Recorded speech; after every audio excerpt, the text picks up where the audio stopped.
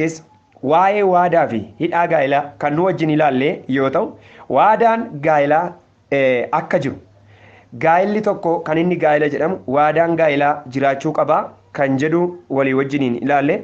Waadaa gaa'elaa kun immoo namoota akkamii gidduutti geggeeffamuu akka qabu ilaalleerra. Namoota akkamiiti namoonni waadaa gaa'elaa geggeessan kan jedhu ilaalaa turre.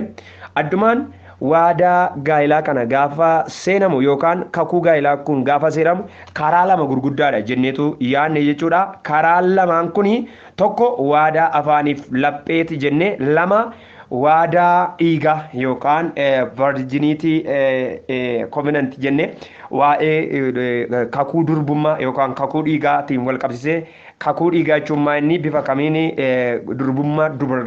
durbummaa wajjin wal qabata kan jedhu macaafni qulqulluu waa'ee durbummaa hin haasa'u isa gadi fageenyaan ilaalleerra. Macaafni qulqulluun waa'ee durbummaa gadi fageessee akka haasa'u gaa'ela gidduutti durbummaan gaa'ela sirna qabeessaa gidduutti durbummaan amanamummaan akka kamiin barbaachisaa yeroo akkamii barbaachisaa barbaachisummaa isaa akkami kan jedhu gadi fageenyaan ilaalleerra jechuudha. Seera keessa boqonnaa 23 irra dhaabanne kutaa sana baay'ee ilaalle.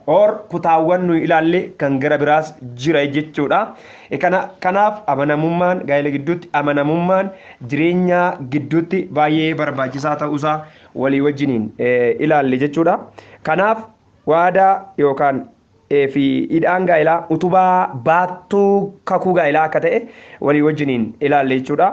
Kakuu gaa'elaa gidduutti wanti namni kakuudha jedhu kan akka of abaaruu, waaqaa lafaan kakachuu, mukaan kakachuu, sibiilaan kakachuu, margaan kakachuu, macaafa qabatanii kakachuu, waan garaagaraa qabatanii kakachuun dogoggora akka ta'e baay'ee ilaalleerra. Kanaan kan wal qabatu dogoggora kanaa wajjin kan wal qabatu namoonni yeroo baay'ee bifa kanaan dogoggora akkasii keessa galan ofii isaaniitti caban ta'anii gidduutti yoo argamanii argina. Kanaaf akka macaafni qulqulluun jedhutti toora kakuu gaa'elaa jedhu gara waldaatitti fidanii gaa'ela ofii sirreeffachuun isuma babbade yoo ta'u, waldaan kiristaanaa aboo ishiin qabdu aboo guddaa waan ta'eef waadaa karaa waldaa kiristaanaa qabuun gaa'ela ofii sirreeffachuun umurii biiftuu kana jalatti jiru ilaallachuun baay'ee barbaachisaa ta'uu isaati walii wajjin ilaalla. Haa ta'u malee mata duree guddaan nuyi har'a walii wajjin ilaalu garaagarummaa kophaa ta'uu fi gaa'ela qabaachuuti. Bifa gabaabaa ta'een ilaalla. Mata dureen keenya bal'aa yoo ta'e iyyuu har'aaf pireedii muraasaan isinitti dubbadha qabxii muraasa. Garaagarummaa kophaa ta'uu fi gaa'ela qabaachuu. Kanarratti yaadota garaagaraatu jira. Waa'een kophaa ta'uu, waa'een gaa'ela dhaabbachuu wantoota garaagaraa jira. Addunyaa kanarratti wanti kamiyyuu faayidaas miidhaas qabaachuu danda'a. Wanti utuu miidhaa hin qabaatiin faayidaa qabaatu muraasa. Waanumti lafa kana irra jiru faayidaas miidhaas qaba.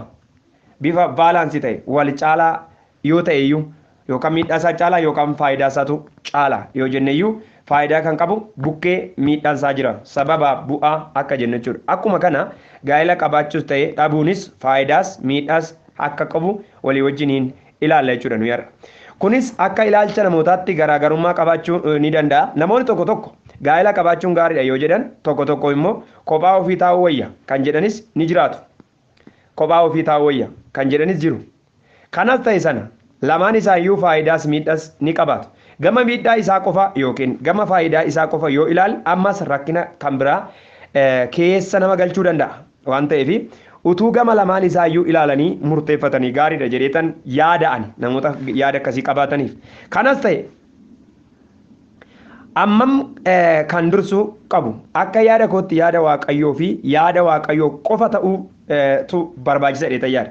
Yaadni namoonni waan tokko irratti kennan yaada mataa isaanii falaasama mataa isaaniiti yaada macaafa qulqulluu yookaan yaada waaqayyoo yaaduun baay'ee barbaachisaan akka kootti yaadni natti fakkaatu kana akka macaafa qulqulluutti garuu maaltu jira akka waaqayyoo immoo maal yaada akka yaada waaqayyoo too maaltu ta'a jennee waan ofii yaada ofii irratti kennitu tokko irratti yaada waaqayyoo dhaggeeffachuun barbaachisaadha jedheetan yaada ofii yaada waaqayyootiin dhuunfachiisuun waan tokko ilaaluun dogoggoraa fi gaabbii booddee jireenya namaa mudatu irraa nama eega jechuudha yookiin nama oolcha. Waan gochuu fi gochuu baachuu hin dandeenye yaada ofiitiin ofumaan keessa galanii booddee gaabbii quba ciniinuu irra utuu tarkaanfii hin fudhatin gama yaada waaqayyoo goranii dhaggeeffachuuf itti yaaduun baay'ee murteessaadha. Waan tokko ofii yaada mataa ofiitiin karoora mataa ofiitiin ofuma fiiganii itti galanii booddee gaabbiidhaan quba ciniinuu irra tarkaanfii otoo hin fudhatin dura yaada waaqayyoo gama yaada waaqayyoo goranii waan tokko irratti dhaggeeffachuun baay'ee barbaachisaadha. Namumti godheef utuu hin ta'in hubannaa isaa qabaatanii waan tokko keessa galuun karaa bu'iinsa waan nama dhoowwatuuf beekumsa dubbii waaqayyootiin gorfamanii yeroo isaatti waan gochuu danda'an qofa raawwachuun gaabbii yookaan jireenya gaabbii hin qabne nama jiraachisuu danda'a. Dubbii waaqayyoo namni garaa isaatti yaadee in hakeekadha. Macaafa keenya boqonnaa 10 dubbisa. Namni garaa isaatti yaadee in hakeekadha. Waaqayyo immoo deebii in kenna yookaan murtoo kenna yookaan dubbii kenna. Kun kan inni nu barsiisu utuu waan tokko gochuu yookaan godhuu tarkaanfiin fudhatin dura waan sanatti yaaduun murteessaa akka ta'edha. Kana qofa utuu hin taane namni garaa isaa keessatti yaadee qopheessa. Waaqayyo garuu tarkaanfii isaatti murtoo godhaa jechuun kun garaan namaa lafa oomishaa waan ta'eef lafa oomishaa ta'uuf akka jedhu akka ta'e nu barsiisa. Murtoo gaariin garaa gaarii fi sammuu tasgabbaa'aa namoonni ilaalanii garaagara ta'uu danda'u. Kanaaf tokkoon isaanii faayidaa fi miidhaa isaanii ilaaluun baay'ee barbaachisaadha. Akkana gaafan jedhu garaan namaa keessa garaan namaa waan baay'ee yaada. Iddoo oomisha yaadaati. Yaadni garaan namaa kun waan baay'ee oomishaa oola. Guyyaatti yaada meeqa yaadaa ooltanii galgala barreessaa mee otoo jedhamtanii lakkoftanii fixxan. Miliyoonota hedduutu ima miliyoonota hedduu si keessa dhufa. Waa'ee namaaf yaada adda addaatti si keessa dhufa. Karoora adda addaatti si keessa dhufa. Haa ta'u malee waan namni yaade sana irratti murtoo kan godhu Waaqayyoodha jechuudha. Baay'ee Waaqayyo yeroo baay'ee yaada garaa namaa irratti hojjeta. Namoonni yeroo hundumaa hammeenya yaadan hammeenyatti isaan quunnamu. Namoonni yeroo hundumaa gaarii yaadan immoo gaarummaatu isaan argata jechuudha. Yaada garaa keenyaa eeggachuun gaarii akka ta'e ilaalla. Egaa waa'ee kophaa ta'uuf waa'ee gaa'ela dhaabuu irratti namoonni yaada garaagaraa akka qaban ilaalleerra. Kophaa ta'uun namni tokko utuu gaa'ela hin godhatin jiraachuu jechuudha malee hawaasa keessaa ba'anii iddoo kophaa bosona keessa yookiin iddoodhuma namni hin jirre tokko jiraachuu jechuu miti. Kanaaf kophaa ta'uun tokko kennaawwan waaqayyo kennu keessaa tokko ta'uu danda'a. Kennaawwan waaqayyo kennu keessaa tokko ta'uu danda'a. Inni duraa Qorontos boqonnaan 7 lakkoofsi 7 hanga 8 kunis yoo waaqayyo dandeettii namni tokko utuu gaa'ela hin godhatin jiraachuuf fedhii foonii akka inni hin qabaannee fi akka inni to'atamuuf godhe qofa. Namni tokko otoo fedhiin foon isaa ittiin dhaga'amu hawwii utuu qabu ani gaa'ela hin godhadhu waaqayyo akkanumatti akkan jiraadhu fedha yoo jedhe cubbuu hojjechuu isaa akka ta'e ergaan Qorontos inni duraa boqonnaan 7 lakkoofsi 7 hanga 8 kutaa kana nuuf ibsu jechuudha. Kophaa ta'uu ilaalchisee namni tokko gaa'elli nama tokko hin barbaachisa kan jedhamu tokko namni sun nama guutuu ta'utu irra jira. Akka hubannaa anaaf kennametti namni sun nama guutuu ta'uun irra jira. Nama guutuu jechuun maal jechuudha? Nama guutuu jechuun tokko fedha guutuu kan qabu. Lama miirri isaa guutuu kan ta'e. Nama tokkotu yookaan obboleettii tokkotu gaa'ela dhaabbachuudhaaf nama wajjin haasa'a. Kuni waan qabatamaan nu biratti ta'e jechuudha. Wangeelawii tokko wajjiniin nama ta'e wajjiniin akka isheen walii galtuuf haasofsiifamte tajaajilaan suni birriin qabu nama baay'ee beektu tajaajiltoonni baay'een macaafa qulqulluu qabu yookaan dhugaadhuma qabatanii deemu malee yeroo baay'ee birri reebuu biizinesi seentariin qabanii. Kana gidduutti otoo isaa wajjin haasoftuu obboleettiin suni namni biyya alaa tokko yookaan diyaaspooraan tokko dhufeetu gaafatata. An nama biyya keessaa yeroo barbaadu jettee nama sana wajjin gaa'ela godhatte dhiiftee jechuudha tajaajilaa sana. Yeroo muraasa booddee waggaa tokko kan hin guunne dhattee biyya alaa keessa abbaa manaa kootettee wajjin jiraatti. Namni suni qaama saalaa dhiiraa hin qabu. Fincaaniyyuu kallattii biraarra fincaa'a. Yookaan tuubboodhaan jechuudha. Miidhamaadhaa jechuudha qabisa. Kanarraan kan ka'e gaa'ela jechuun sirna waa'ee gaa'elaa yoo ilaalle parsantii 95 gaa'ela keessaa ciisicha gaa'elaati jedha. Warri qorattoonni macaafa qulqulluu yookaan dhimma maareej finiid irratti gaafa irratti ilaalamu waa'ee gaa'ela fi xambaa irratti gaafa riiserchi godhu parsantii 95 ciisicha gaa'ela irratti hundaa'a. Gaa'ela kan jechuudha. Isaa booddee tajaajilaa sanitti tajaajilaa nama sadurra walitti fide sanatti iyyite maaloo waaqayyoon naa kadhadhoon salphina guddaa keessa seene gaa'ela miti nin keessa seene gaa'ela miti nin keessa seene rakkina guddaa keessan galee jira gaa'ela miti gaa'ela gammachuu hin qabne gaa'ela nagaa hin qabne keessa lixee jira ittee boosse dubbiin sun dubbii ulfaataa ta'e waa'ee kana isinitti himuun koo gammachuudhaani miti baay'inatti dhaga'aman namoonni jireenya isaanii utuu hin laallatiin waa keessa galan kanaaf of ilaaluun murteeffachuun gaariidha jalqaba jechuudha.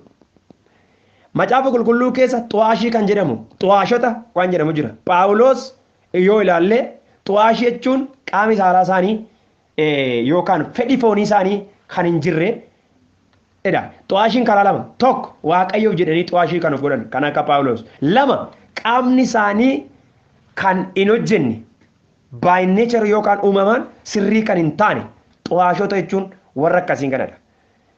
Xu'aashota jechuun warra akkasii kanan warri lamtii qabanis akka macaafa qulqulluutti xu'aashii warra godhan sababa lamtii jiraachuu malu. Isa kanaaf xu'aashii yoo ta'e duwwaa xu'aashii yookaan amantiidhaaf jedhee xu'aashii amma fakkeenyaaf xu'aashii jechuun hiikaa biraa keessa sin galchadiifam xu'aashii jechuun qaamii yookaan walumaa gala ወንድና ሴት ግንኙነት የሚባል ነገር የለም። ከፈቀኛፍ ተዋሂዶ ማል ጀሩ ሰከና ኢሞሎኮሴ ሞሎኮስ ሞሎኮሶቹን ኦሬዲ ያዳ ፎኒ ዮካን ገረ ፌዳ ፎኒ ራወተኒ ከን ጧሾፍ ጎዳን ዋን ሰነራ ወለባ ካንታን ጫካቲ ካን ገለን dubartis ta'e dhiiraan wal arguudhaaf kan tarkaanfii hin fudhanne jechuudha. Isaan kun xu'aashota warra jedhaman keessatti ramadamu jechuudha. Kanaan ala kophaa jiraachuudhaaf ani murtoo mataa koon fudhadhaa namni jedhu qaamni isaa guutuu ta'e cubbuu Phaawulos isa duraa Qorontos boqonnaa 7 lakkoofsa 1 keessatti 7 hanga 8 dubbate keessatti caqafama jechuudha.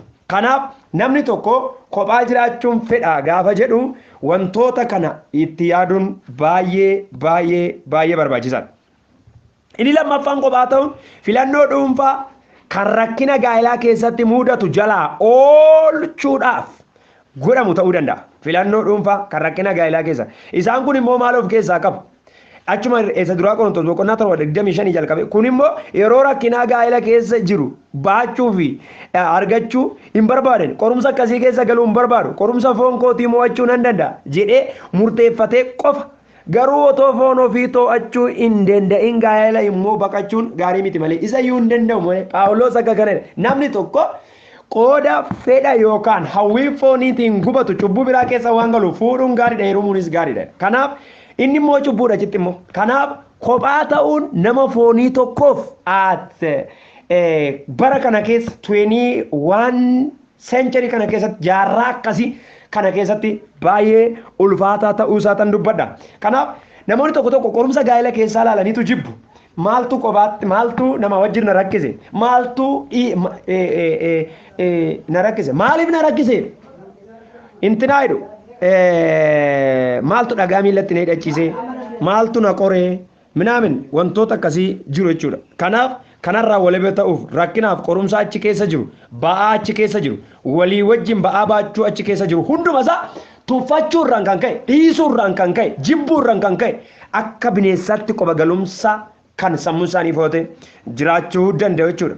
Miidhama guddaa akka of keessaa qabu immoo beekamaadha. Tokko waaqayyo wajjin walitti nama buusa.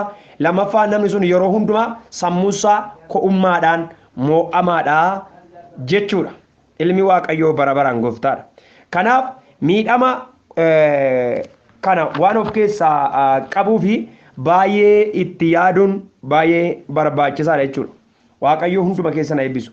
Yeroo fuula keenya duraatti asirraa kaanee waan itti fufnuu fi har'aaf waa'ee kophaa ta'uu waa'ee kophaa filachuu qabxii 2 duwwiin irraa dubbadhe yeroo gara biraatti itti fufnaa. Thank you. Waaqayyo isin eebbisu. Obboloota koo itti fufaa dhaggeeffadhaa mata duree kana fixuun yaala. Mata duree waa'ee kophaa ta'uu jechuu kana. Kophaa ta'uu maaliif akka filate namni jechuudha. Tokko kennaawwan waaqayyoo kennu keessaa tokko ta'uu danda'a jennee waaqayyoo kophaa jiraachuu akkaataa macaafa qulqulluu irraa hubanne jechuudha. Inni lammaffaan filannoo dhuunfaa rakkina baqachuuf jenneen. Sadaffaan namoonni tokko immoo guutummaa jireenya ofii gooftaadhaaf kennanii tajaajiluudhaaf fayyada jedhanii yaadu. Akkasitti hubatu. Isa seessaa fudhatanii isuma duraa Qorontos boqonnaa 7:32 irraa namni gaa'ela yoo qabaate ba'aa gaa'ela isaatis baachaa waaqayyoofis immoo hojjeta. Kanaaf fedhii manaa yookiis haadha manaa yookiin abbaa manaa ofii guutuudhaaf jecha yeroo kan waaqayyoo akka isa qophaa ofii jiraatanitti hin raawwatanii. Kanaaf sun darbee darbee mul'achuu waan danda'uuf waaqayyoon gammachiisuurra haadha manaa ofii gammachiisuu danda'a. Namni yeroo baay'ee waaqayyoon gammachiisuurra gara haadha manaa ofii gammachiisuutti deebi'a waan ta'eef waaqayyo ofii gurra gara mana isaatiif ijoollee isaatiif dhimmuu malee gara waldaa kiristaanaatti dhimmuu waan hin finneef ani ofuma kootiif gad of dhiisee waaqayyo of kennee hojjedha. Namoonni jedhan akkatti yaadan jiru. Kunis ba'aa qabaa, riskii qabaa. Kophaa ofii yoo ta'ani immoo ba'aan mana ofii utuu itti nagaamin kan waaqayyo sana qofa yaadaan itti dhimmu kunis ga'umsa sana hin qaban yoo ta'e dogoggora guddaa keessa akka nama galchu salphina guddaa keessa akka nama galchu ilaallee jirra jechuudha. Namoonni akkas jedhan yeroo baay'ee akka Phaawulos hin taa'edhanii dogoggora hin taane keessa galu yookaan kufaatii hin taane keessatti argamu yookaan namatu maqaa balleessa yookaan baay'ee ulfaataadha. Baay'ee ulfaataadha. Namoota akkas jedhan baay'ee isaanii dogoggora gurguddaa keessa tokko kufanii nama lama nama sadii argeera. Dhiibbaa qabaa jechuudha. Waan namoonni yaada gaa'ela irratti qaban waa'ee kophaa jiraachuu isaa irratti yaada isaan qabanan haasa'aa jira walumaa gala. Qorumsa jireenyaa ooluudhaaf warri godhan immoo fakkeenya 24-27 irraa kana yemmuu jennu immoo namni sun waan ittiin jiraachisu hin qabu yoo ta'e qorumsi jireenyaa isa mudachuu danda'a. Homaan qabu waan ta'eef waan ittiin jiraachisu hin qabudha. Yeroo kana gaabbee gaa'ela sana diiguu yaaluu irra utuu gaa'ela keessa hin galin kophaa isaa ta'uu waan wayyuuf kophaa ta'uu isaa irra kophaa ta'uu isaa filata jechuudha. Walumaa galatti kophaa ta'uun faayidaa kanaa fi kan kana fakkaatan muraasa yoo qabaate iyyuu miidhaan isaa immoo guddaadha jechuudha. Miidhaan isaa immoo guddaadha. Miidhaa kophaa ta'uun qabu muraasa yoo ilaalle immoo akka nama akka armaan gaditti yoo ilaalle waaqayyo nama uume sana booddee hin boqote nama uume booddee waaqayyo nama uume booddee hin boqote. Namni waan waaqayyotti boqotu akka ta'e kan nama barsiisudha. Waaqayyo waan uume kana yeroo ilaale immoo namni kophaa ta'uun gaarii miti jedhe. Kophaa ta'uu namaa gaarii miti kan jedhe waaqayyodha. Kanaaf namni kophaan taa'edhu yaada waaqayyo mormuu ta'uusaas ilaaluu qabna. Tokko tokko afura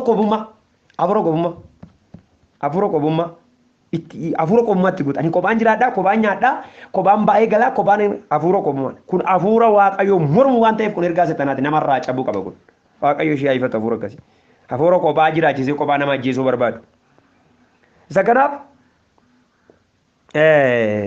waaqayyo waan uume kana yeroo ilaale immoo namni kophaa ta'uun isaa gaarii miti. Kanaaf kan isa gargaartu kan isa fakkaattu isaaf nan tolche. Kun immoo kan inni nuti argisu namni kophaa isaa jiraachuun ammam cimaa fi jabaataa akka ta'edha. Maddi gammachuu dhala namaa gaa'ela keessa akka ta'e yeroo darbe ilaalle.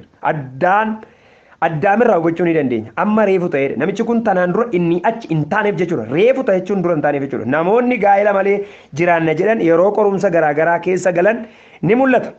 Miidhaan gaa'ela malee kophaa jiraachuu keessaa baay'ee jajjaboodha. Tokko sanyii malee hafu. Namoonni tokko dhala hin qabnu egaa muka dhaabbanne baarzaafii yookaan baargamoo yookaan maangoo qe'ee dhaabbatu. Maangoo bu'abaluu, maangoo dhaabaluu jedhaniitu akkasumas immoo muka qilxuu haa ta'u, waddeessa haa ta'u dhaabbatu. Kanaaf sanyii malee hafuudha tokko gaa'ela malee hafuun kophaa ta'anii hafuun.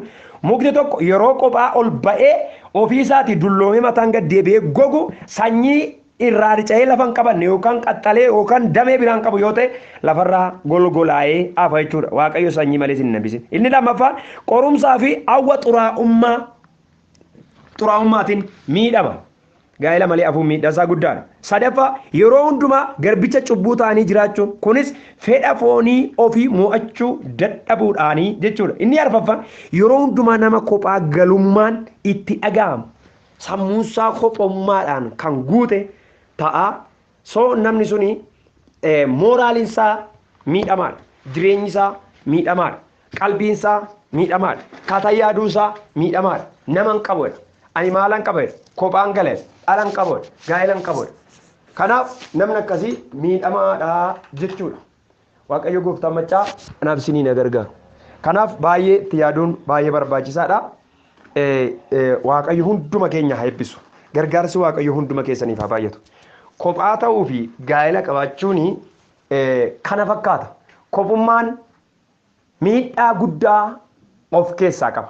macaafni qulqulluunis nuun iyyamu kophaa ta'u namoonni gaa'ela dhaabbachuun koo sirrii miti gaa'ela waan jedhamu hin barbaadu dhiira waan jedhamu hin barbaadu yookaan immoo dhiirri tokko tokko dubartii waan jedhamu wajjin jiraachuu hin barbaadu namoonni jedhan tokko macaafa qulqulluutti ittiin morma lammaffaa waaqayyoon gaddisiisee ni argamu inni gara biraa hojii xuraa'ummaatiif karaan ka'e carraan isaanii bal'aadha hojii xuraa'ummaa keessa galuudhaaf fakkeenyaaf soodominaa gomoraa yookaan immoo hojii xuraa'ummaa dhiiraaf dubartii walii wajjin jiraachuu keessatti hafuurri seexanaa kanarratti baay'ee hojjeta. Cal jedhee miti namoonni tokko tokko namoonni raawwatanii dhiira jibban jiru. Dhiiruma waan jedhamu kan jibban jiru. Ispiriitu bageetaa biyyeessuus sim yimmatta. In jibbisiisa dhiira waan jedhamu jibbisiisa. Warra akkasii kuni rakkina qabu. Piraaktikaalii YouTube bira geessanii hubattanii namoonni akkasii kun rakkina qabu. Namoonni baay'een jecha dhiiruma ijaan arguun barbaanne tokko tokko jiru. Namoonni kun rakkina adda ta'e qabu. Hafuurri sammuu isaanii kontirool godhee jira. Macaafni qulqulluun kana eneeyyamu jechuudha. Inni gara biraa dhiirri raawwateetuma dubartii ijaan arguun jaalanne jiru. Warra akkasii kun hafuurri kun maaliif qaama faallaa ta'e kan waaqayyoo walitti hidhuu barbaadu jibbisiisa yoo ta'u kan akka isaatii wajjin jiraachuu barbaada. Hafuurri kun immoo hafuura 666 hafuura bara dhumaati jechuudha. Waaqayyo gooftaan macaan waa gargaaru. Miidhaa guddaa qaba jechuudha. Kanaaf waaqayyo kanarraa nama fayyisu. Hallelujah. Maqaa gooftaa Yesuus Kiristoosiin ergamaa seexanaa kallattii kanaan namoota baay'ee irratti hojjetu. Sammuu namoota baay'ee irratti kan hojjetu. Qalbii namoota baay'ee irratti kan hojjetu. Hafuura namoota baay'ee irratti kan hojjetu. Umurii namoota baay'ee irratti kan hojjetu. Jireenya namaa kan diigu.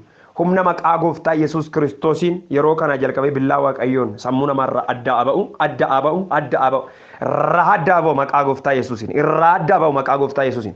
Waan waaqayyo saabiriidhaan toora qabeessa godhee dhaabe garagalchuu hafuura akka kanatti sammuu namaa haqaaqee hafuura dubbii waaqayyoon faallaa nama jiraachisu kana yeroo kana jalqabee maqaa waaqayyo waaqa jiraata sammuu namarra lafa haadha'u sammuu namaa kan dhuunfatu hafuura sammuu namaa dhuunfatu hafuura sammuu namaa kontirool godhu maqaa waaqayyo waaqa jiraata sammuu namarra lafa haadha'u qalbii namaatti kana guugu sammuu namaatti kana guugu qajeelaa waaqayyo kaayin jallaadha kan jedhu jallaadhaan immoo qajeelchee kan namatti mul'isu hafuura gowwoomsaa hafuura garagalchee namatti mul'isu maqaa waaqayyo waaqa jiraata rukutama haa ta'u eebba waaqayyo kaayin abaarsa kan jechisiisu yeroo kana jalqabee sammuu qalbii dhala namaarra dha'eera hafuura 666 hafuura illuminaanti amma addunyaa kanarra faca'ee cubbuu mirga dargadheeree dhaloota kanarratti mirga isaa mul'isuu barbaadu cubbuu hama yeroo kana jalqabee maqaa waaqayyoon rukutama haa ta'u maqaa Yesuusi hidhaa kana jala namoonni jirtan bilisa ba'aa dhiiga Yesuusi namee